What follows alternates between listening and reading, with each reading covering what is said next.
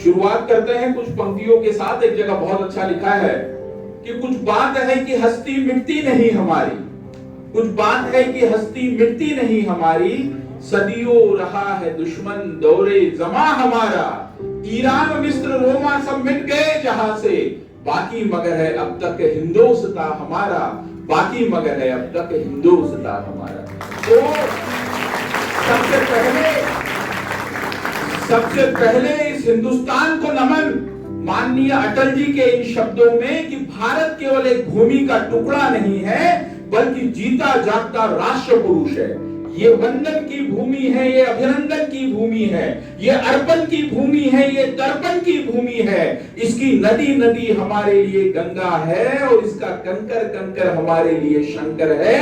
हम जिएंगे तो भारत देश के लिए और मरेंगे तो भारत देश के लिए, और मरने के बाद भी गंगा जल में बहती हुई हमारी अस्थियों को कोई कान लगाकर सुनेगा तो उसमें से एक ही आवाज आएगी, भारत माता की जय, भारत माता की जय।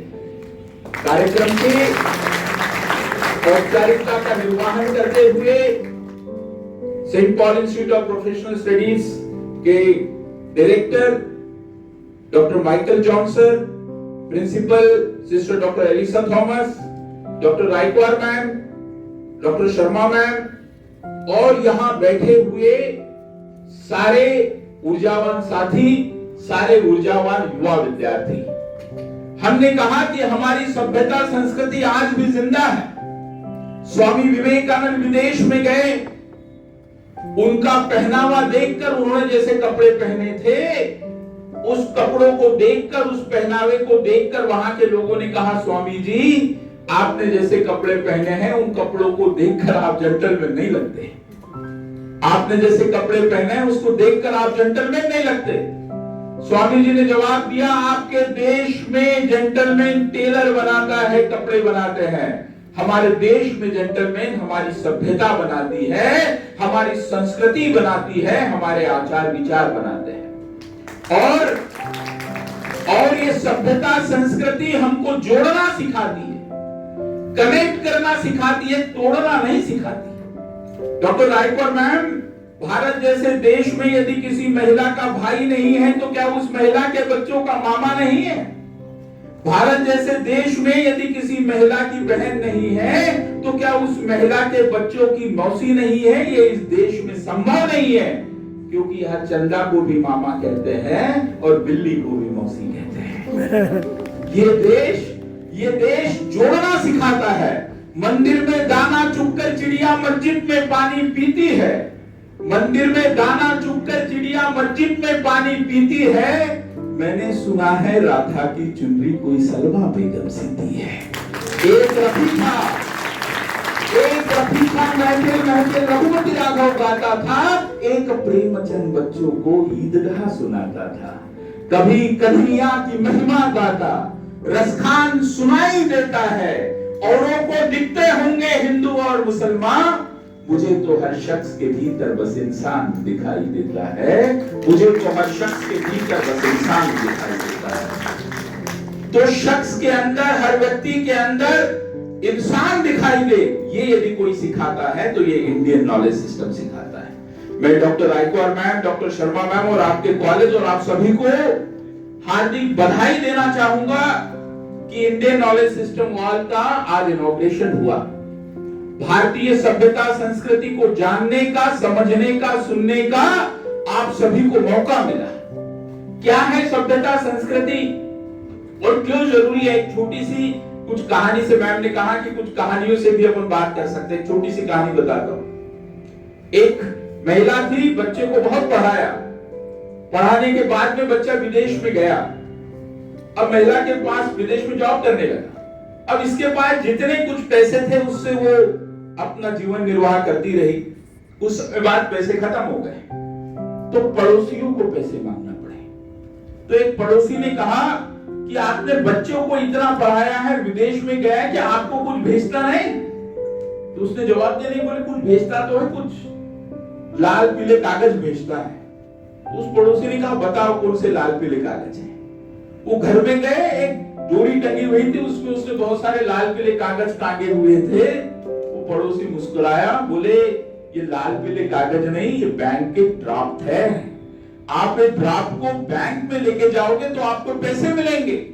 चूंकि आपको मालूम ही नहीं कि ये बैंक के ड्राफ्ट है, इस कारण आपकी ये दयनीय स्थिति है। ठीक इसी प्रकार हमारे घरों में हमारी सभ्यता संस्कृति ने कई ड्राफ्ट रखे हुए हैं। वो ड्राफ्ट रामायण के रूप में है, वो ड्राफ्ट गीता के रूप में है। हमको मालूम ही नहीं कि ये ड्राफ्ट हमारे लिए कितने उपयोगी है। इस कारण आध्यात्मिक रूप से हम पिछड़े हुए हैं। जरूरी है कि हम सभ्यता संस्कृति के इन चीजों को जानने का और समझने का प्रयास करें। मैंने एमबीए किया है उस कॉलेज से जहां माननीय अटल जी पढ़ चुके हैं, जहां शिवमंगल सिंह सुमन साहब पढ़ चुके हैं। वहां के पत्थर भी कविता बोलते थे। जब वहां प्रोफेसर पढ़ाने के लिए आते थे तो वो एमबीए को बीबीए के जो सब्जेक्ट है उनको गीता के साथ में जोड़ते थे। आज आपने कवि का नाम सुना होगा, स्वयं श्रीवास्तव। उसने बहुत संक्षिप्त में गीता का सार बताया है कि डरना नहीं किसी के भी पैरों की नाप से, डरना नहीं किसी के भी पैरों की नाप से, आखिर में पुण्य जीत ही जाएगा पाप से। गीता में कृष्ण ने कहा अर्जुन से बस यही, गीता में कृष्ण ने कहा अर्जुन से बस यही, पहली लड़ाई जीतनी है अपने आप से, पहली लड़ाई जीतनी है अपने आप से।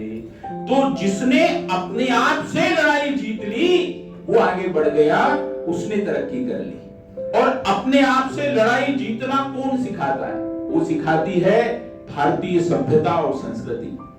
ना जाने क्यों यहाँ का इंसान अपनी संस्कृति से इतने जल्दी ऊब जाता है, ना जाने क्यों यहाँ का इंसान अपनी संस्कृति से इतने जल्दी ऊब जाता है। पश्चिम की ओर मत दौड़ो, वहां जाकर सूरज भी डूब जाता है, वहां जाकर सूरज भी डूब जाता है। तो यदि आपको आगे बढ़ना है, आपको समझना है, तो आपको सभ्यता संस्कृति इंडियन नॉलेज सिस्टम इससे कहीं ना कहीं जुड़ने की जरूरत है, उसको समझने की जरूरत है। एक बहुत बड़ी संत हुई है, संत राबिया।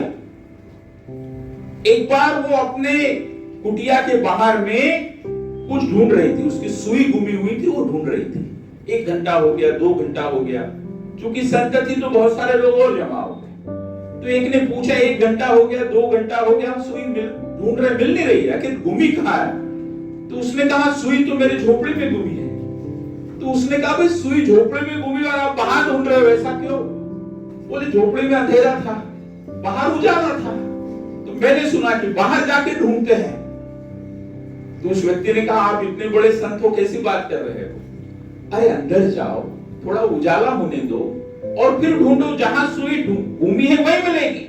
संत राबिया ने मुस्कुराते हुए कहा कि वही बात मैं आप सभी को समझाना चाह रही हूं, वही बात मैं आप सभी को बताना चाह रही हूं कि जो शांति है, जो एकता है, जो सफलता है, जो आनंद है, जो परमानंद है, वो आपके अंदर गुमा हुआ है।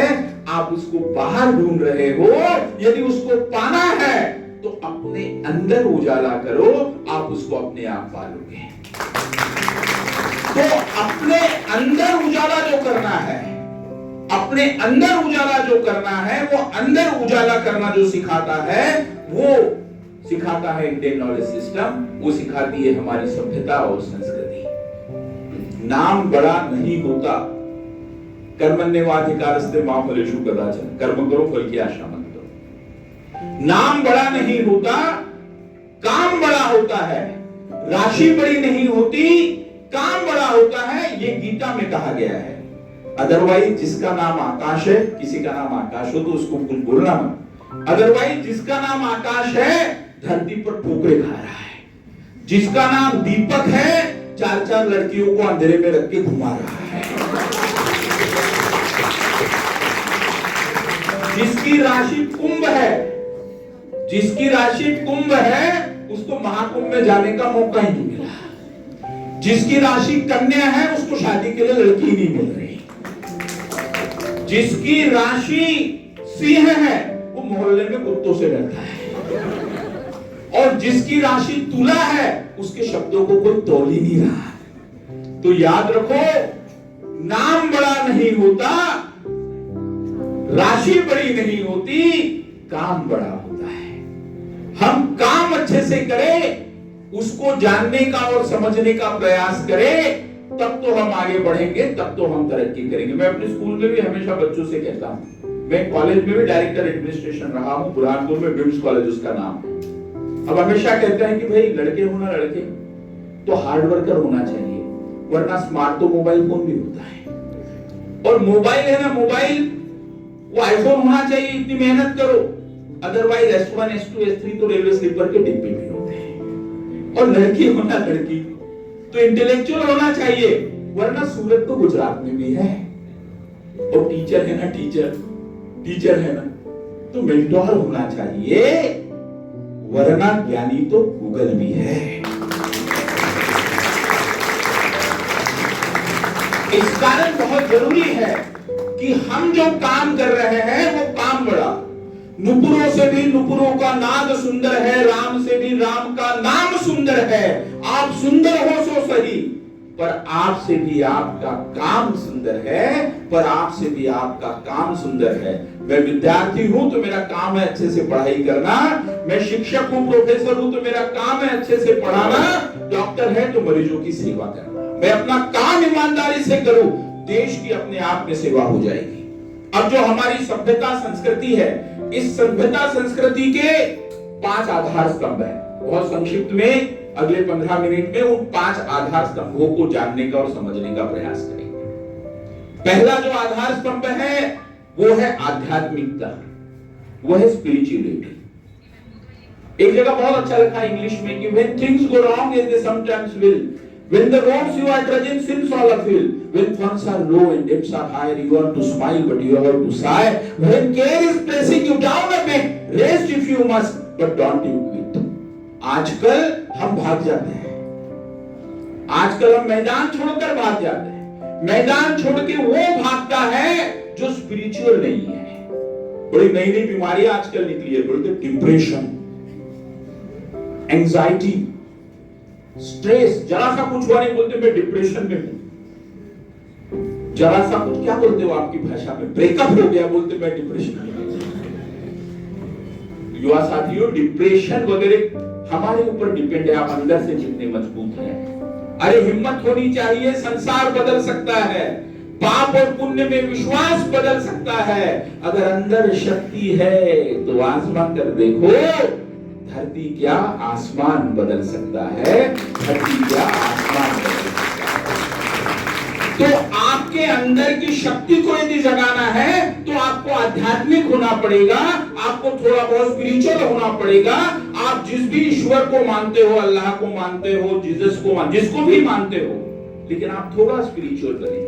मुझे बहुत अच्छा लगा कार्यक्रम की शुरुआत में प्रार्थना की। हम घर पे भी हमारे दिन की शुरुआत, जो इंडियन नॉलेज सिस्टम कहता है, पहले गुरुकुल हुआ करते थे, दिन की शुरुआत प्रार्थना से होती थी। डॉक्टर रायकौर मैम ने बताया, बहुत अच्छा लगा कि यहाँ सुबह प्रार्थना होती है। आप सभी के लिए जोरदार ताली होना चाहिए जो प्रार्थना में सम्मिलित है। प्रार्थना यानी उस ईश्वर को याद करना, उस अल्लाह को याद करना, उस भगवान को याद करना। अलग अलग नाम हो सकते हैं, लेकिन वो सर्वशक्तिमान एक है। तो पहला इंडियन नॉलेज सिस्टम, भारतीय सभ्यता संस्कृति का कोई स्रोत है, आधार स्तंभ है, तो वो है आध्यात्मिकता। एक बार एक शिष्य ने गुरु से कहा कि मेरे जीवन में बहुत दंगे हैं, हर सेमेस्टर में एक हाथ बैक रह जाता है, बहुत दंगे हैं, बहुत दुख है। ये दंकों का कारण क्या है? What is the reason behind it? बहुत दुख है मेरे जीवन में। तो गुरु ने कहा, इस प्रश्न का उत्तर जानने के पहले मैं आपसे एक प्रश्न पूछता, उसका उत्तर दो। बोले क्या? उन्होंने पूछा, क्या तुमने कभी पब्लिक ट्रांसपोर्ट से यात्रा की है, कभी बस से कहीं गए हो? बोले गया। तो बोले बस से जाते समय किस बात का ध्यान रखते हो? उन्होंने कहा, बस से जाते समय एक बात का ध्यान रखता हूं कि मुझे पीछे की सीट नहीं मिले, मुझे आगे की सीट मिले। गुरु ने कहा, ऐसा क्यों? बोले इसलिए क्योंकि पीछे की सीट पर ज्यादा दचके लगते हैं, ज्यादा दनके लगते हैं, आगे की सीट पर कम दचके लगते हैं, कम दनके लगते हैं। तो गुरु ने कहा, इसका मतलब ये हुआ कि जो बस चलाने वाला ड्राइवर है उससे जितनी ज्यादा आपकी दूरी रहेगी उतने ज्यादा डंके लगेंगे। और बस चलाने वाला जो ड्राइवर है, आगे किसी बस चलाने वाला जो ड्राइवर है, उससे दूरी जितनी कम रहेगी उतने दचके कम लगेंगे। मैं राइट? उतने दचके कम लगेंगे। शिष्य ने कहा बिल्कुल सही। तो गुरु ने कहा अरे वो तो बस का ड्राइवर है, तेरे जिंदगी का ड्राइवर वो ईश्वर है, वो सर्वशक्तिमान है। उससे जितनी ज्यादा तेरी दूरी रहेगी उतने ज्यादा तेरे जीवन में दुख रहेंगे, उतने ज्यादा दंके रहेंगे। और उससे जितनी ज्यादा दूरी कम रहेगी उतने ही दचके और दंके कम रहेंगे। इस कारण उस सर्वशक्तिमान से, उस ईश्वर से अपनी दूरी कम करो, थोड़े आध्यात्मिक बनो। दूरी कम करने का मतलब है मैं घर से निकलने के पहले प्रार्थना करके निकलूं, मैं थोड़ा स्पिरिचुअल बनूं, मैं थोड़ा आध्यात्मिक बनूं। और हमारी सभ्यता संस्कृति का पहला जो आधार स्तंभ है वो वही है जिसको हम आध्यात्मिकता कहते हैं। और दूसरी है नम्रता, पोलाइटनेस। दूसरी है नम्रता, पोलाइटनेस। अगरबत्ती से धुआं यदि निकालना है, अगरबत्ती से खुशबू यदि फैलानी है तो उसको झुकाना पड़ता है, तब तो अगरबत्ती से खुशबू आती है। जो आपसे झुककर मिलता होगा, जो आपसे झुककर मिलता होगा, वो कद में आपसे ऊंचा होगा, वो कद में आपसे ऊंचा होगा। दूसरा, दांत कठोर है, जबान मुलायम है।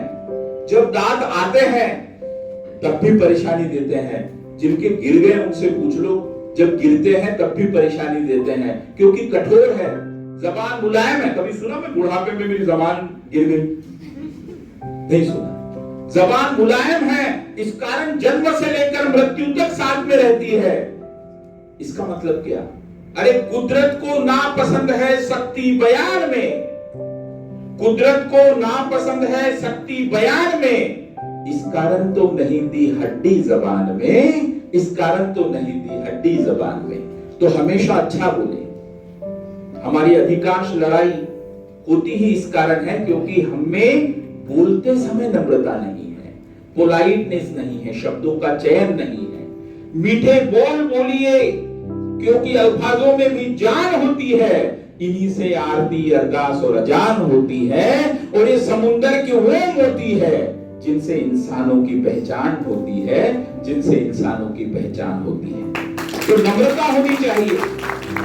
अब यदि मैं उसको मैनेजमेंट की भाषा में बोलूं तो सॉफ्ट स्किल होना चाहिए।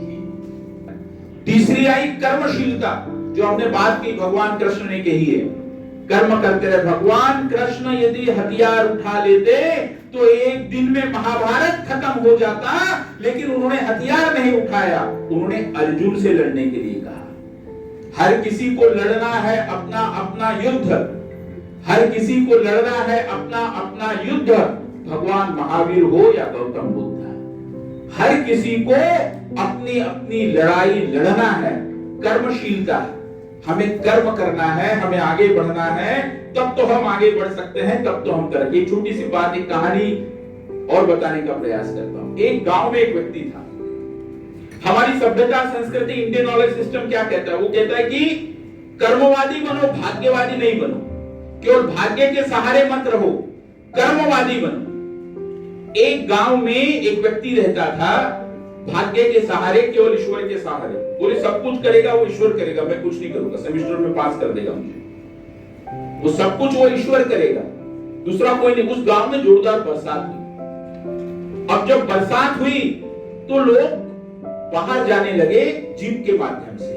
तो लोगों ने कहा भाई चलो, बोले नहीं मेरा कुछ नहीं होगा, मुझे उस ईश्वर पे भरोसा है। फिर जोर सा और बरसात जोर से हुई, फिर लोग नाव से जाने लगे। तो लोगों ने कहा भाई चलो, बोले नहीं मेरा कुछ नहीं होगा, मुझे उस पर भरोसा है, केवल भाग्य के भरोसे, कर्मवादी नहीं, मुझे उस पर भरोसा। फिर जोरदार बरसात हुई। अब हेलीकॉप्टर से मदद आई है, तीसरे मंजिल पे खड़ा है। लोगों ने कहा भाई अब चलो, बोले नहीं उस भगवान पे भरोसा है। अब और जोरदार बरसात हुई और भगवान के पास ही पहुंच गया। अब जब भगवान के पास पहुंचा तो बड़ा गुस्से में, बोले आप पर तो भरोसा करना आजकल कलयुग की बात हो गई, आप भी बदल गए हो। मैंने इतना भरोसा रखा लेकिन आपने मुझे जिंदा नहीं रखा। तब भगवान ने जवाब दिया, पहले ये बता, वो जीप, वो नाव, वो हेलीकॉप्टर, वो क्या तेरे बाप ने भेजा था? वो मैंने भेजा था। मैं प्रत्यक्ष रूप से तुम्हारे सामने नहीं हूं, मैं रिसोर्सेस के रूप में, मैं अपॉर्चुनिटीज के रूप में, मैं अवसरों के रूप में तुम्हारे सामने हूं। यदि तुम उन अवसरों का फायदा नहीं ले सकते तो तुम मरने के हकदार हो। इस कारण हम भाग्यवादी नहीं कर्मवादी बने। याद रखिए, 2 अक्षरों का लक, 2.5 अक्षरों का भाग्य, 3 अक्षरों का नसीब, 3.5 अक्षरों की किस्मत हमेशा 4 अक्षरों के मेहनत से जुड़ी है। जिसने मेहनत की वो आगे बढ़ा। मुसीबत में भी शरीफों की शराफत कम नहीं होती। करो सोने के 100 टुकड़े तो भी कीमत कम नहीं होती। और पकाई जाती है रोटी जो मेहनत की कमाई से, बासी भी हो जाए तो उसकी लज्जत कम नहीं होती। बासी भी हो जाए तो उसकी लज्जत कम नहीं होती। तो हम कर्म करना सीखे। गीता का जो मूल मंत्र है वो वही है कि हम कर्म करना सीखें। ख्वाहिशों से नहीं गिरते फल झोली में। मैंने बस सोच लिया कि मल्टीनेशनल में बीबीए कर लिया, एमबीए कर लिया और मैं इतने अच्छे जॉब पे चला जाऊंगा, मेहनत करना पड़ेगी। ख्वाहिशों से नहीं गिरते फल झोली में। वक्त की शाख को तो दोस्तों हिलाना होगा और कुछ नहीं होगा अंधेरे को बुरा कहने से। अपने हिस्से का दिया तो खुद ही जलाना होगा। अपने हिस्से का दिया तो खुद ही जलाना होगा। तो हम हमारे हिस्से का दिया जलाने के लिए तैयार हैं। हमने कहा 5 आधार स्तंभ है। पहली हुई आध्यात्मिकता, दूसरी हुई नम्रता, तीसरी हुई कर्मशीलता। लास्ट में 2 पर बात करेंगे। एक है सामंजस्यता, एडजस्टमेंट। बहुत सारे बच्चे एडमिशन लेके वापस आ जाते हैं। कहीं नई जगह गए वापस आ गए, क्यों? क्योंकि मैं एडजस्ट नहीं होता, मुझे एडजस्टमेंट की स्किल नहीं आती। ये एडजस्टमेंट, ये सामंजस्यता भी हमारी सभ्यता संस्कृति सिखाती है। क्यों शंकर जी को महादेव कहते हैं? अभी श्रावण का महीना चल रहा है। क्यों शंकर जी को महादेव कहते हैं? ये हमारे इंडियन नॉलेज सिस्टम क्यों कहते हैं? शंकर जी के परिवार को संक्षिप्त में 2 मिनट में देखते हैं। शंकर जी के पत्नी का नाम मां पार्वती, उनका वाहन शेर।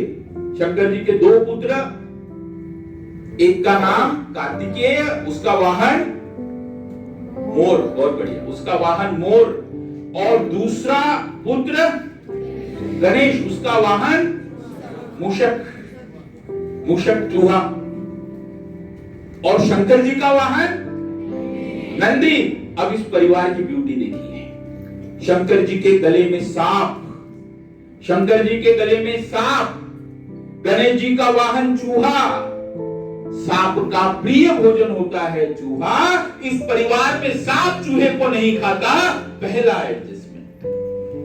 मोर, कार्तिकेय का वाहन मोर, मोर का प्रिय भोजन होता है सांप, जो शंकर जी के गले में है। इस परिवार में मोर सांप को नहीं खाता। दूसरा एडजस्टमेंट, शंकर जी का वाहन नंदी यानी बैल और मां पार्वती का वाहन शेर। शेर का प्रिय भोजन होता है बैल, नंदी। इस परिवार में शेर नंदी को, बैल को नहीं खाता। तीसरा सामंजस्य, इतना बड़ा सामंजस्य, इस कारण शंकर जी को महादेव कहते हैं, देवों का देव कहते हैं। यदि आपको भी बढ़ना है, आगे होना है, तरक्की करना है, तो आप भी एडजस्टमेंट सीखे, सामंजस्यता सीखे। शंकर जी के लिए कहा जाता है, जटा मुकुट सूर सरित से लोचन नलिन विशाल, नीलकंठ लावण्य विधि सोहम बाल विधुभाल। केवल लास्ट की पंक्ति बोलता हूं, सोहम बाल विधुभाल। उन्होंने आधा चंद्रमा धारण किया है। क्यों? क्योंकि आधे चंद्रमा पर दाग नहीं होता। ठीक वैसे ही हमारा चरित्र होना चाहिए। सभ्यता संस्कृति का आधार स्तंभ है चरित्र। हमारा चरित्र ऐसा होना चाहिए कि उस पर कोई दाग ना हो। If wealth is lost, nothing is lost. If health is lost, something is lost. But if character is lost, everything is lost. तो चरित्र निर्माण यदि कोई सिखाता है तो भारतीय सभ्यता संस्कृति सिखाती है। और अंतिम आधार स्तंभ जो है वो है सकारात्मकता, वो है पॉजिटिविटी। सबसे ज्यादा सकारात्मकता यदि कहीं से मिलती है तो भारतीय सभ्यता संस्कृति से मिलती है। न बुरा होगा न बढ़िया होगा, न बुरा होगा न बढ़िया होगा, वही होगा जैसा नजरिया होगा वही होगा जैसा नजरिया होगा। इस कारण सकारात्मक बने। हम कहते राम राम, 2 बार ही क्यों कहते, 3 बार क्यों नहीं कहते राम राम राम, 4 बार क्यों, 2 बार ही राम राम क्यों कहते? यदि हिंदी की वर्णमाला आप देखते हैं, राम 2 शब्दों से मिलकर बना है, र धन आ धन म, र धन आ धन म। अब र जिस स्थान पर आता है, आ जैसे दूसरे स्थान पर आता है, अ आ ई उ ए ओ म आ क ख ग अंग च च ज झ य ट ठ ड ढ न द थ द ध न य र ल व श स अक्षत्रज्ञ। हिंदी वाले मैडम बैठे हैं, तो आ जैसे दूसरे स्थान पर आता है, तो र धन आ धन म, ऐसे र जिस स्थान पर आता है, आ जिस स्थान पर आता है, म जिस स्थान पर आता है, एक राम को जोड़ेंगे तो उत्तर आता है 54। दूसरे राम राम राम बोलते, दूसरा राम बोलेंगे तो 54, 54 प्लस 54 कितने हो गए? 108। और जो आप माला जपते हैं ना, तो माला में दाने कितने होते हैं, मन के कितने होते हैं? 108। तो आपने राम राम बोला, यानी आपने एक माला को जपने के बराबर जो पुण्य होता है, वो पुण्य आपको केवल राम राम बोलने से मिलता है। सकारात्मकता, एक पॉजिटिविटी। मैं खिड़की के झरोके से झांक रहा था, मैं खिड़की के झरोके से झांक रहा था, कोई कीचड़ में भी कमल ढूंढ रहा था, तो कोई चांद में भी दाग ढूंढ रहा था। हमारी आदत चांद में भी दाग ढूंढने की है। सकारात्मकता कहती है कीचड़ में भी कमल ढूंढो। बीजेपी की बात नहीं कर रहा हूं, नहीं तो बोलोगे सर बीजेपी कब बोल रहे कमल ढूंढो। कीचड़ में भी कमल ढूंढना, यानी निगेटिविटी में भी पॉजिटिविटी ढूंढना, ये हमारी सभ्यता संस्कृति बताती है। तो 5 आधार स्तंभ जो मैंने बताया, पहला आध्यात्मिकता, दूसरा कर्मशीलता, तीसरी नम्रता, चौथी सामंजस्यता और 5वीं सकारात्मकता। ये हम जानने का, समझने का प्रयास करें, हमारे अंतर मन में उतारने का प्रयास करें, सभ्यता संस्कृति को जाने। मैं पुनः डॉक्टर रायकवार मैम, उनकी समस्त टीम को, Saint Paul institute of professional studies के समस्त चालक पालक बालक सभी को, तीनों को हार्दिक बधाई देता हूं कि आज इंडियन नॉलेज सिस्टम की वॉल का यहाँ पर निर्माण किया गया है। बातों को विराम इन पंक्तियों के साथ कि पीर पर्वत से बढ़ गई अब पिघलनी चाहिए, इस इंदौर से भी एक और ज्ञान की गंगा निकलनी चाहिए। आज यह दीवार पर्दों की तरह हिलने लगी, शर्त लेकिन थी कि बुनियाद हिलनी चाहिए। हर गली में, हर शहर में, हर नगर, हर गांव में हाथ लहराते हुए हर लाश चलनी चाहिए। और सिर्फ हंगामा खड़ा करना इनका मकसद नहीं कि आज हमने कार्यक्रम किया कुछ हंगामा करो, सिर्फ हंगामा खड़ा करना इनका मकसद नहीं। कोशिश यह है कि सूरत बदलनी चाहिए। मेरे सीने में नहीं तो तेरे सीने में सही हो कहीं भी आग, भारतीय सभ्यता की आग लगनी चाहिए, ज्ञान की आग लगनी चाहिए। जय हिंद, जय भारत।